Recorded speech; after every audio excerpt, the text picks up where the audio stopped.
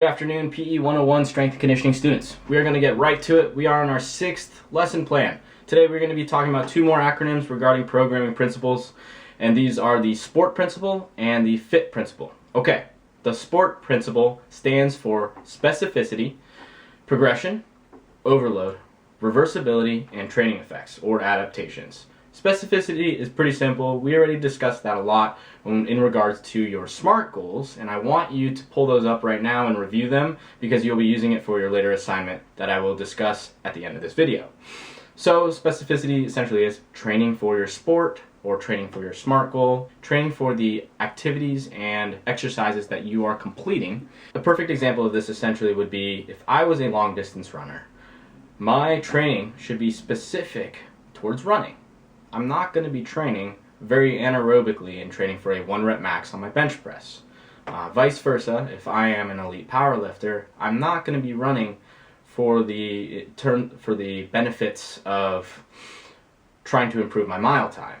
I might be running to keep my aerobic base and my aerobic conditioning so that my recovery is faster, but it's not going to be in the same vein that a distance athlete is going to train. You cannot have both ends of the spectrum and be perfect. There's a reason why Usain Bolt is an awesome sprinter, but he is not an elite powerlifter or an elite weightlifter. Maybe if he trained for that sport, he could be, but he's not training for that. You have to be specific to your sport. We can look at progression and overload separately, and then we're going to combine those terms for the new term of progressive overload, which is a very important word in the strength and conditioning field. So progression essentially is improving on the movement quality itself. Let's look at progression as far as movement patterns, and let's look at squatting as the movement pattern that we are progressing. Let's say at the beginning of the quarter, you can only squat to roughly a chair, okay? So that is my range of motion right then.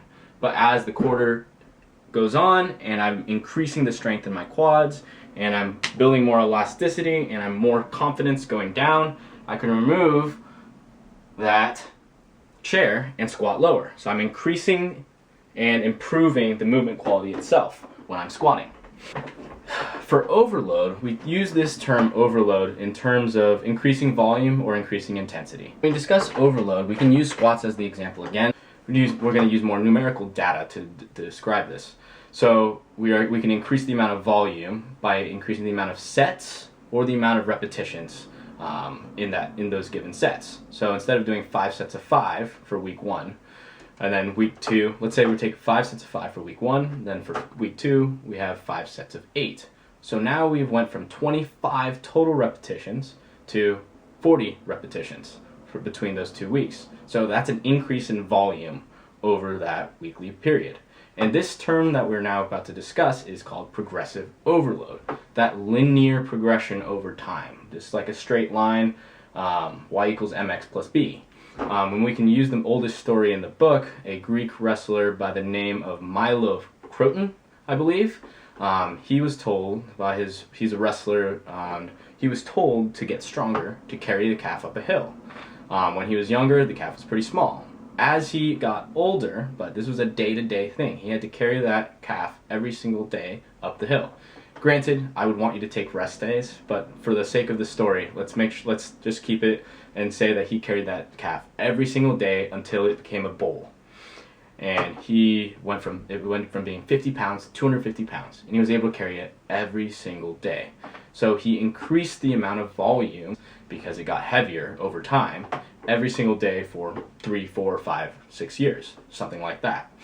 And that is a very, very classic way to look at linear progression or linear periodization, just small incremental loads over time. Unfortunately, the world does not work like that. There's a lot of things that happen in life, and more so it looks like you start at point A as a novice, and then you become more of an intermediate and advanced, and that maybe is one straight line, but all the in-betweens to get there is going to be waves. And the fancy word to say this is it's going to undulate, okay? So some people use daily undulating periodization to improve their movement patterns and progressively overload. Some people use linear periodization, maybe especially in the early stages of training. And then we also have another theory, another programming regimen, essentially it's called step periodization. So let's take those 5 sets of 5 squats for week 1, and we do those 5 sets of 5 squats week 1, 2, 3, and 4. Let's say we're not very trained and we are struggling on that first week to complete 5 sets of 5 on those squats. So on week 1, you are deep conditioned and you barely can complete those 5 sets of 5 squats. Week 2, maybe you saw a little bit of improvement in those squats, and by week 3, you're pretty competent now, and you're gaining confidence in doing those 5 sets of 5 squats. By week 4, you can complete 5 sets of 5 squats like a breeze. So in your second month, your second block of training, now you can change your sets and rep schemes, and now going into, let's say, 6 sets of 8. 6 sets of 8 squats, so 48 total repetitions instead of 25 repetitions. That's a drastic increase, okay? So that second block of training, that first week of the second block might be really, really difficult to complete. You might take 2 or 3 minutes of rest in between each set. Then by the 4th week of that second block, it gets easier and you get more confident and you're becoming stronger. And this is another way to discuss and describe progressive overload. Essentially speaking, there are strength and conditioning coaches out there that use a multitude of programming techniques to complete this.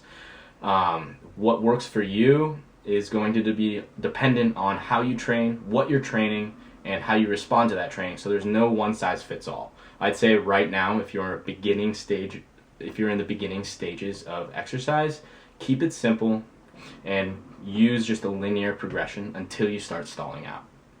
Okay?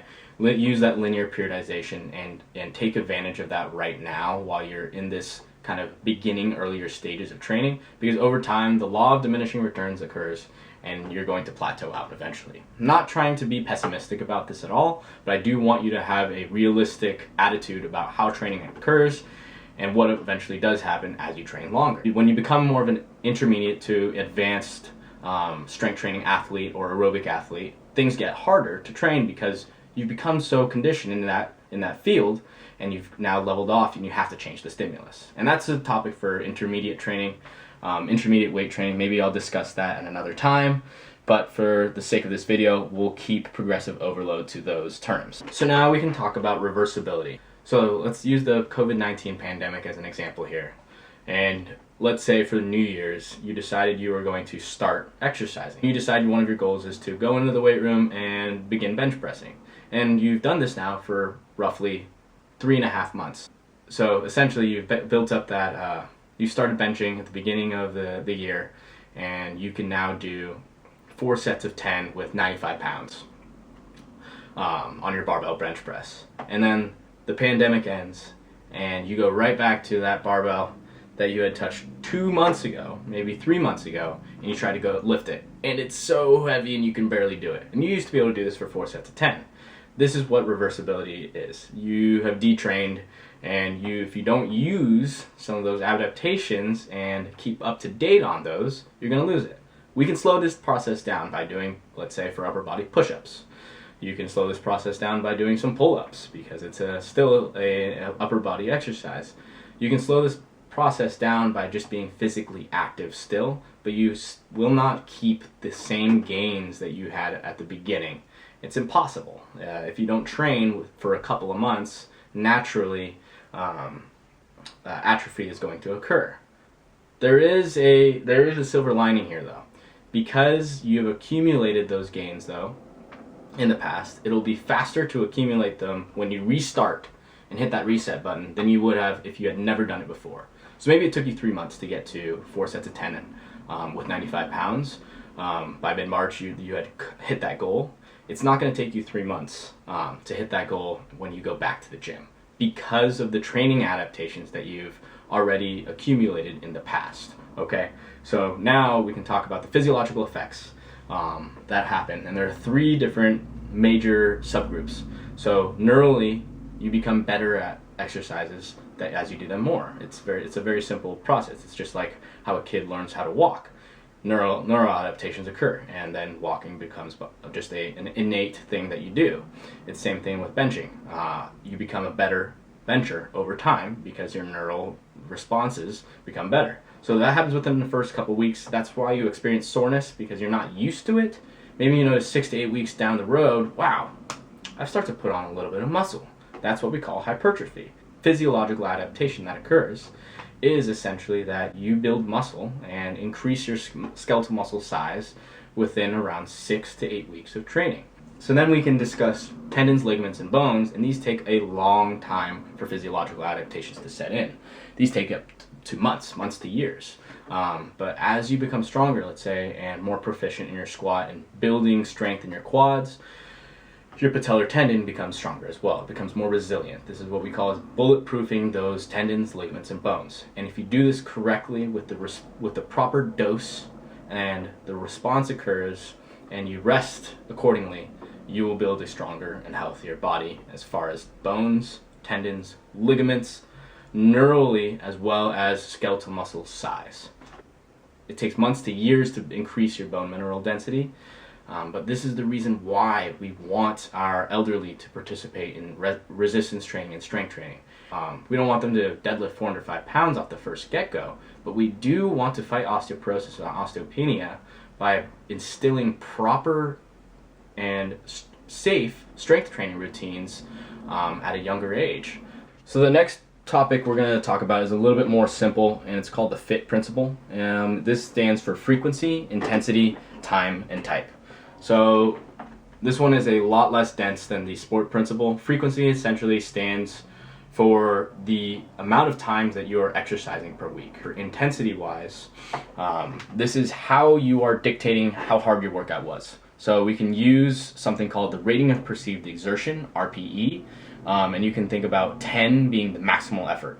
You can also use heart rate as an objective measure. We have two ways to discuss intensity here. Objectively, we can use numbers as well as heart rate. So heart rate would be more for aerobic training, and then numbers on the barbell, or the number of repetitions on your push-ups or sit-ups or pull-ups as a gauge or a measure objectively. And then for subjective measures, we have RPE, rating of perceived exertion. I have discussed this a little bit in the past when I asked you to journal and how your workout went and ask how hard it was on a scale of 1 to 10. Essentially, rating of perceived exertion, 10 meaning really, really difficult. You are not able to go any harder, and then 1 was so simple I could have done it lying down, and I didn't expend any energy. So that's intensity. And then time is the duration of your workout. Something I do want to add onto the time component of the FIT principle is the concept of rest time. So essentially, as we decrease the amount of rest that we are giving ourselves, we are increasing the intensity of perceived work that we are completing.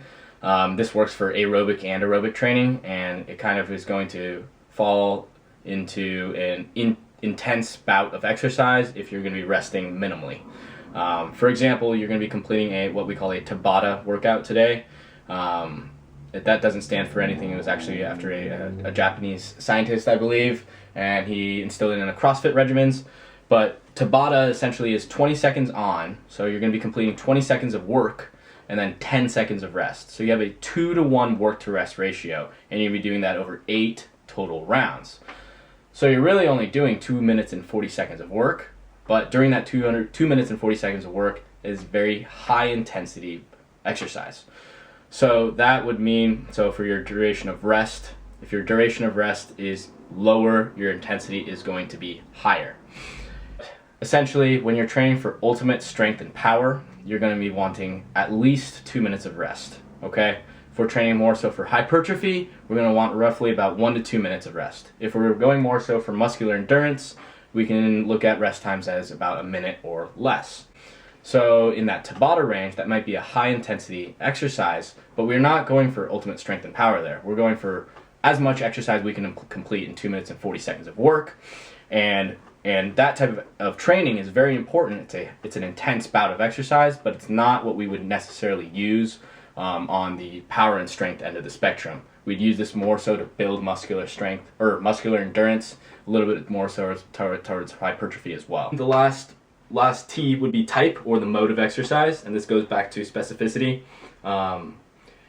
You want to be able to vary your training, but also make sure that the modes of exercise are going to complement your specific training that you're trying to complete.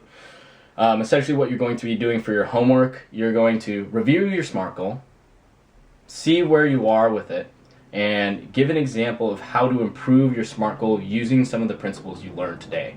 You can choose 3 or more of these principles that we talked about. It could be the progression of movement. Maybe you've gotten really confident in your push-ups from your knees and now you can start doing your push-ups from your toes. It could also be how you use progressive overload for the next month or so. And again, your SMART goal right now, you might have only a few weeks to complete this. You can always add to it once you've hit your SMART goal and do it for the next quarter, the next 3 months of training. Again, we want to set multiple SMART goals throughout the year rather than just one long, lofty goal. So just to reiterate, you're going to just check in with your SMART goal and you're going to write essentially a paragraph for your assignment about your principles that you're utilizing in improving your SMART goal, and be as detailed as possible. Try to provide at least 3 principles, and again, that's going to be your 1-point assignment. For your 0.5 point assignment, you're just going to summarize the sport and fit principles. Alright y'all, I'll see you in the next part of this video, and take care. So essentially you're going to be doing a Tabata push-ups for a total of 4 minutes, which is going to be 8 rounds. The only equipment you're going to be needing is a watch or a phone for a timer, and you're going to be starting on the 0 mark, going to 20 seconds, and then resting from 20 seconds to 30 seconds, and then going from 30 seconds to 15 seconds, on and on to complete that 4 minutes. It comes out to be 8 rounds. With your Tabata, let's do the push-ups example first. The things that I want you to think about are trying to maintain your movement pattern, so keeping that progression, that same progression the whole entire time, as well as maintaining the amount of repetitions that you're doing for those 8 rounds. Maybe during your first round you come out of the gates hot and you're able to complete 15 push-ups. And then your second round you get 10 push-ups. Then your third round you get 7 push-ups. Your fourth round you get 3 push-ups. And you've tapered off and you can't complete any of them. I want you to pace yourselves out and try to complete roughly the same amount of repetitions from round 1 to round 8. As well as, if you get fatigued, hang out in that push-up position so you are still getting those benefits for those 2 minutes and 40 seconds. Don't just fall on the ground and not do anything.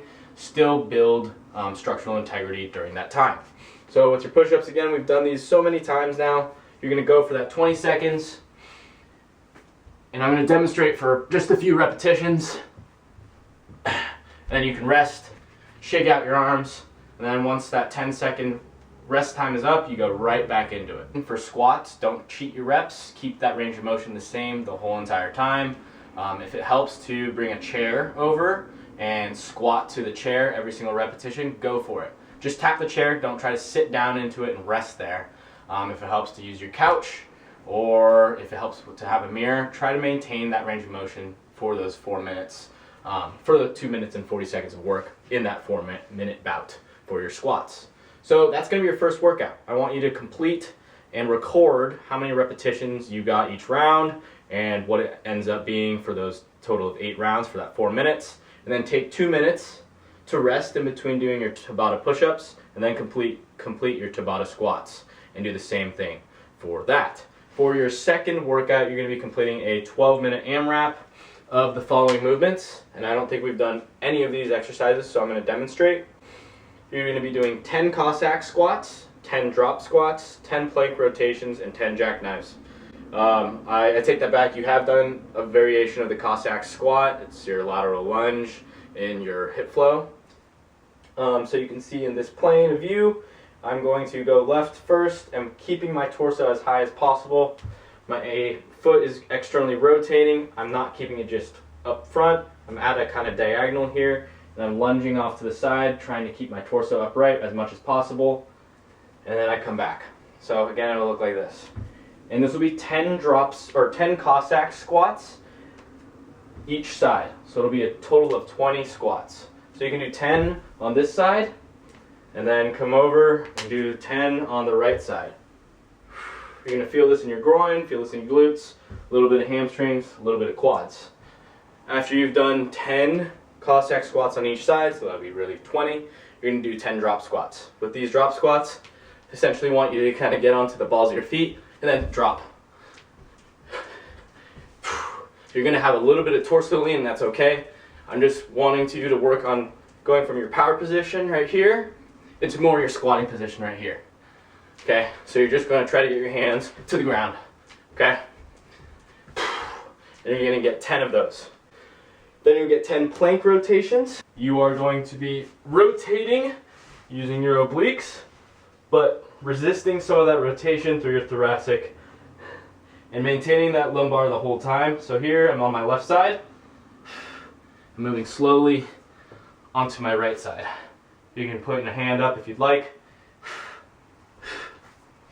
If this is hard on the elbows, you can grab a pillow. And you're getting 10 each side. So it'll be 20 total repetitions. Okay?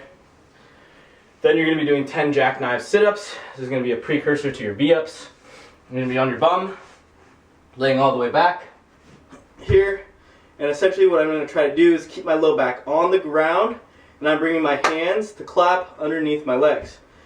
For your cues here, think about folding from your hips, and your belly button is staying there the whole time, and your chin is going straight to the ceiling, and my knees are coming straight to my chest. So it'll look like this. Breathing the whole time. If this is too difficult, you can just bring your legs up and do bilateral dead bugs with just the legs. But if you can, you're going to get to your jackknives and get 10 of these. So you'll be doing this for 12 minutes. As always, I want you to record your rounds and repetitions for your AMRAP and try to give yourself an RPE for each of these workouts. That's all I have for you this week. Next week, we'll be talking about energy systems. I kind of left you on a cliffhanger there, and it'll be a shorter summary assignment.